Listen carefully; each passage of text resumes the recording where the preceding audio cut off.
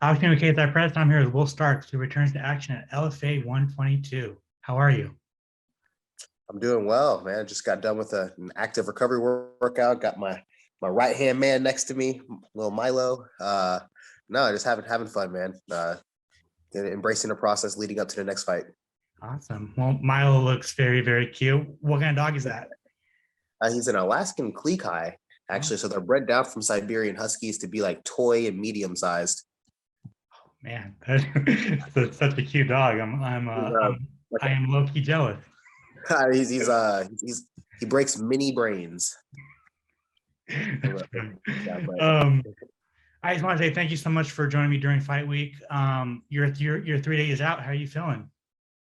I'm feeling good, man. Camp was tough. I'll say that I have some strong training partners. I have Darian Weeks, who just recently got signed with the UFC, and then I have Dallas Jennings, who has also been featured on LFA, and he fought Michael Quinlan, I think was his name, and uh, everyone else in the gym, from a foundational standpoint, has improved so much that practice it, even easy practices present new challenges. So the entire level of gym has just moved up in a way that I'm no longer top dog, no pun intended.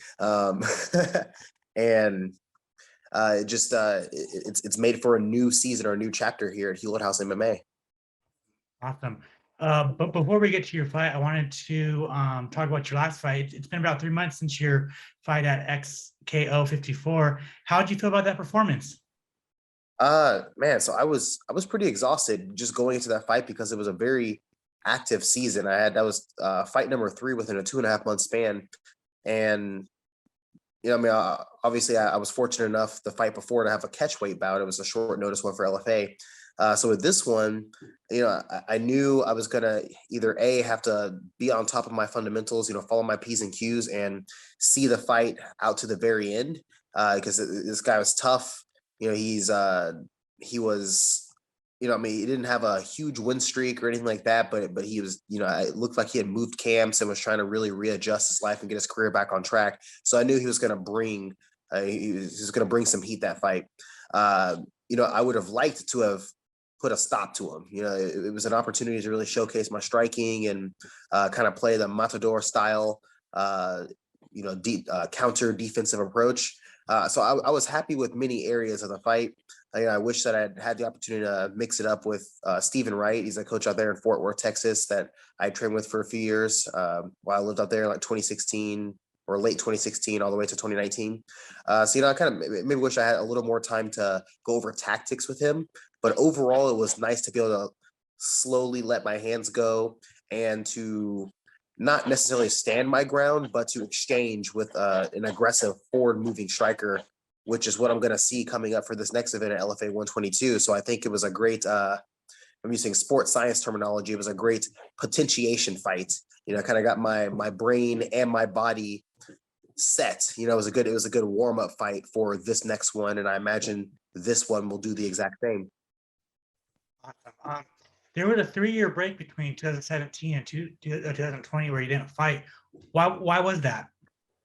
So part of it was for career reasons. I was coming off of my first pro loss.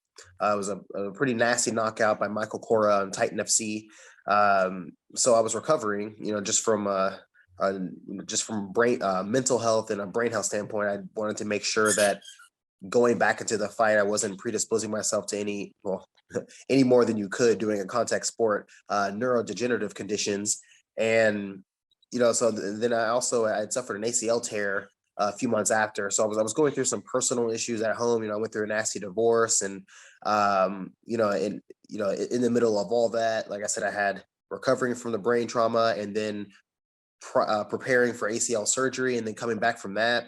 And then I kind of went on a detour for a little while. I was still training. I was working mostly on my jiu-jitsu at Next Generation MMA under Chris Brennan. And I actually got my purple belt under him. So yeah, I took a hiatus from MMA competition then and was still, like I said, training every area, but got my grappling far more in check on the jiu-jitsu end than I've ever experienced and slowly made my way back. And actually, my buddy Dallas had made a visit to Texas. He just wanted help preparing for a fight. And it's just slowly resulted in me circling back to my roots, and now here we are, full swing ahead. Yeah, of course, man. You're on a roll. You're on a roll. That win over Viacheslav in 2020 looks very, very good right now. What can you tell me about that fight? Man, Slava, yeah. So he just had a successful UFC debut. I was just talking about that fight during my deload workout with one of my teammates. Man, he that fight taught me a lot about my potential, not just as an MMA fighter, but in my ability to teach each area of martial arts, or at least in my competency as a striker in the sport of MMA. So, I knew going in, I was gonna be contested against world class kickboxing. This guy is a world champion kickboxer, and he moved his entire career, from Russia over to the United States, training with Team Alpha Male. So I knew, I knew that he was taking this seriously, and I was going against a guy who believed at his core that he's going to be a UFC world champion. I honestly, thinking back to it, you always think you're going to win a fight, but this was one of the fights where I had three options actually. So going back, so I had the option to fight either Alexander Martinez, who I beat 2015 and 2016 at Worlds. I had the opportunity to fight a Mexican fighter from, I want to say, Eastern region of the United States, more of a boxer, wrestler, decent record, probably not nearly as much of a challenge, as either Alex or Slava. And so I chose the harder option, or I chose what I believe was the toughest option, because I wanted to challenge myself, and I wanted something new. With that being said, I definitely had a lot of doubts about the pure striking exchanges going in, and I proved myself wrong many times in that fight. It's kind of fun. It's almost like a kid getting on a new ride on a playground, and I was like, oh my God, look, mom, like no hands, and it's you're on a merry-go-round, you're like, oh, I can do this, holy smokes. So there were some validating moments in that fight, but then there were also some serious moments of reflection. I left that fight pretty battered. Not that I got banged up or anything like that, but it was just understanding that I was going to have to prepare my body more rigorously to basically be a shield. Like I can't consider myself a normal flesh and bone person. I have to turn my body into a weapon, because holy smokes, do shins and elbows hurt like crazy when they're being thrown at world-class level kickboxing volumes. Yeah, no, for sure, man. It's so fascinating just to hear you talk about that fight and and your mentality going into it and afterwards. So awesome, man. LFA 122, you're fighting Glaucio. Did you know who he was prior to you signing on? I mean, I didn't know an extreme, like I didn't have like an extreme understanding, like a wealth of knowledge on his background. I know he comes from the Nova União gym out there in Brazil. He has a decent, 9-7 record, so he's above 500, which is an accomplishment as a pro fighter, and he has some established credibility with LFA. So I think I think it's a good matchup. Right now, it looks like there's like a six-man bracket with lightweights right now, where one of us here in about 2 or so more fights will likely be fighting for a title or so. But no, I mean, you do your normal film study on fighters, you look up patterns and tendencies, so have a good idea of what he is likely to bring.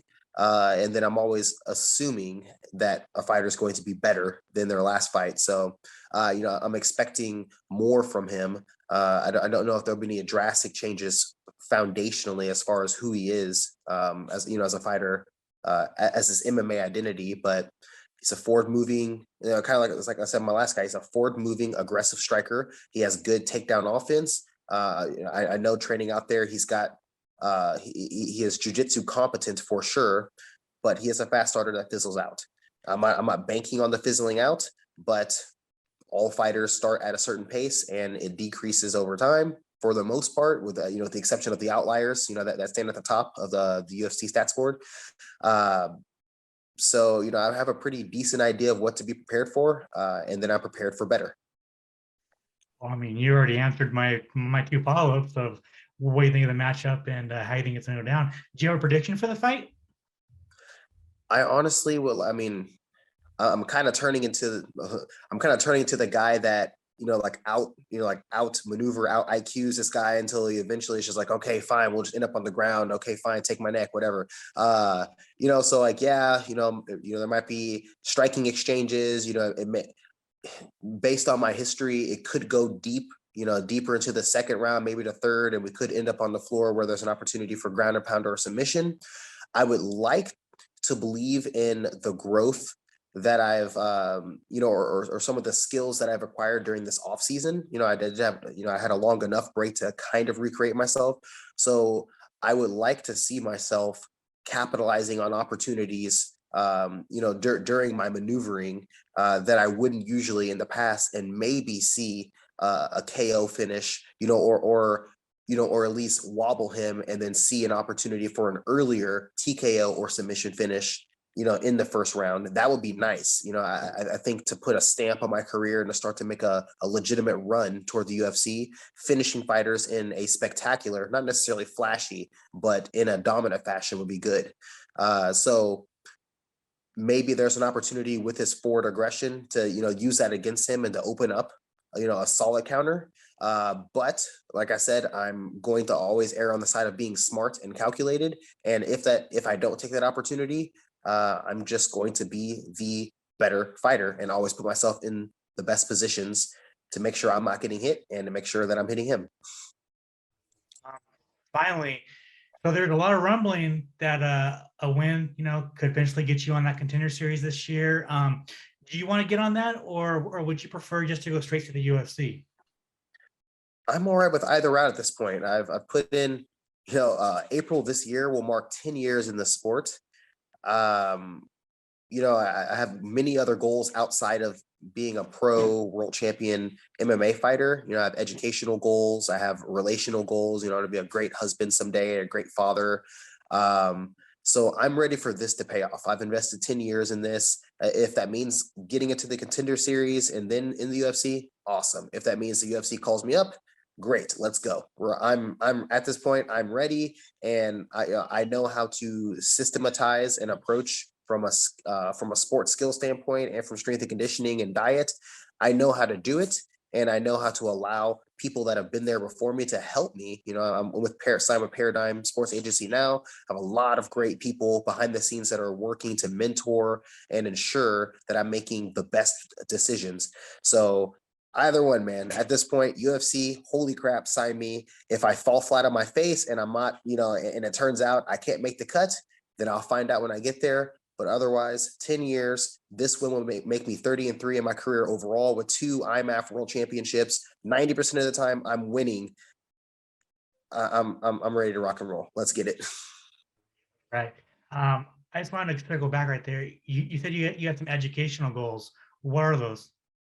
So I'm currently pursuing an undergrad. I'm interested in psychological sciences and bioinformatics, right? So my end goal is to be a PhD in neuroscience, and I interned with a sports science company back in 2019. Renaissance Periodization, and they are arguably the leaders in sports science right now. If you look up Dr. Spencer Nadolsky is the chief physician for them, Dr. Mike Israetel, good friend of mine, and he was my mentor while I interned, even before I interned.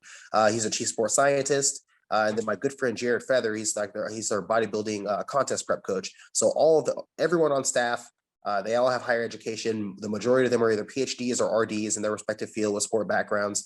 Upon finishing my undergrad, I'll likely work for them. And then, like I said, I'm a certified trainer, nutritionist, licensed massage therapist. I've also considered going the DC route. So there's a school here that I was told by another chiropractor that I have a letter of recommendation to. I've considered doing a dual master's and a doctorate in chiropractic with Logan University. It's a possibility. But in the end, I want to use my educational experience to help change and empower lives. I want to be in a position where I can use my data science background, bioinformatics, and seeking ways to push healthcare in the precision direction, right? Where we customize an approach to the person based on if not even their DNA sequencing, at least on, at least to their lifestyle, right? So that we're not just taking a shotgun approach necessarily, or we're not doing a one size fits all, but we can meet people where they're at, and get them to where they need to go as fast as possible. So that's, I would like to use my educational background as a means to that end. That's so, it's so cool. That's so fascinating. And man, that it's just, you have so many options. And man, I just can't wait for the whole world to see who you are and in your story. And it's just so fascinating, man. So I just want to say thank you so much for your time. If you want to plug your social media, plug your sponsors, the floor is yours. Excellent. Yeah, you guys can find me at Will Starks MMA on Instagram, and same thing on Twitter. And I just want to shout out to Hewlett House MMA. It's the home gym here in the Midwest. We are rapidly climbing to the top of the list for premier mixed martial arts facilities here in the Midwest region. Paradigm Sports Agency, obviously, for helping me climb to the top and securing a clear-cut route into the UFC. And then thank you to all my training partners as well. And any potential future sponsors that I have on a local or regional level that I may miss out on, or at least for here, thank you guys in advance. I would like to thank my girlfriend, Katie, for being a rock star throughout this entire process. Thank you for making the house a peaceful place, right? And for making my mixed martial arts and academic journey something that I can enjoy with somebody else, and helping chisel me into the person that I'm supposed to become. And Alex, thank you very much for having me on today. Thank you.